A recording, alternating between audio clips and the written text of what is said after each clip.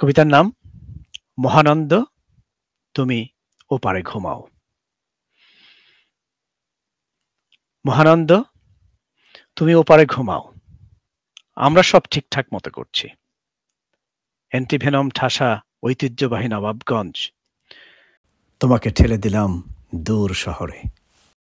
যানজট ভেদ করে তুমি মিটফোর্ড, মিটফোর্ড থেকে এখানে সেখানে, অতঃপর তুমি চলে গেলে ওপারে। মহানন্দ, তুমি ওপারে ঘুমাও, আমরা সব ঠিকঠাক মতো করছি। সাংবাদিকের চোখের ঘুমের কারফিউ, হাসপাতালে মিটিং আফটার মিটিং, ফেসবুকের ওয়াল প্রতিবাদে ৬ লাভ, তুমি ঘুমাও মহানন্দ। মহানন্দ, তুমি ওপারে ঘুমাও, আমরা কৈফিয়ত চেয়েছি, তদন্ত কমিটি, হ্যাঁ ৩ দিনের এক কানাকড়ি বাড়তি সময় দেওয়া হয়নি। তুমি ঘুমাও মহানন্দ, আমরা সব ঠিকঠাক মতো করছি। মহানন্দ, তুমি ওপারে ঘুমাও, দুঃখ প্রকাশ, শোকজ, শোক বিবৃতি, চিরচেনা সব বাণী এই এলো বলে আমরা ঠায় দাঁড়িয়ে প্রতীক্ষায় আছি। তুমি ঘুমাও মহানন্দ, আমরা সব ঠিকঠাক মতো করছি। মহানন্দ, তুমি উপরে ঘুমাও,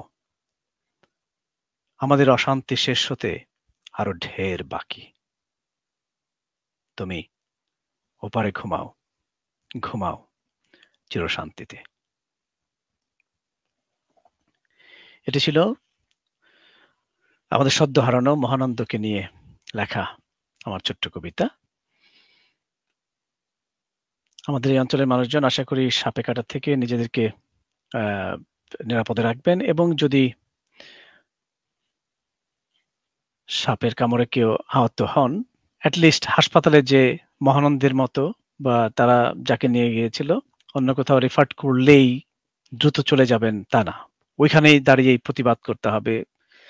প্রয়োজনে সিনিয়র কাউকে নিজেরা প্রয়োজন উদ্যোগী হয়ে আপনার আশা করি ফোন দেবেন, নিজেদের অধিকার আদায় করে নেওয়ার জন্য চেষ্টা করেন। খুব সহজেই হার মানতে নেই, অ্যাটলিস্ট চেষ্টা করুন। দ্বিতীয় ডাক্তারের সাথে কথা বলুন, ম্যানেজমেন্ট থেকে যেখানে যেখানে ফোন দেওয়ার জায়গা আছে সেখানে করে নিজের অধিকারটি আদায় করবার জন্য চেষ্টা করুন। এটি বারোখালী.com পক্ষ থেকে আমাদের আহ্বান।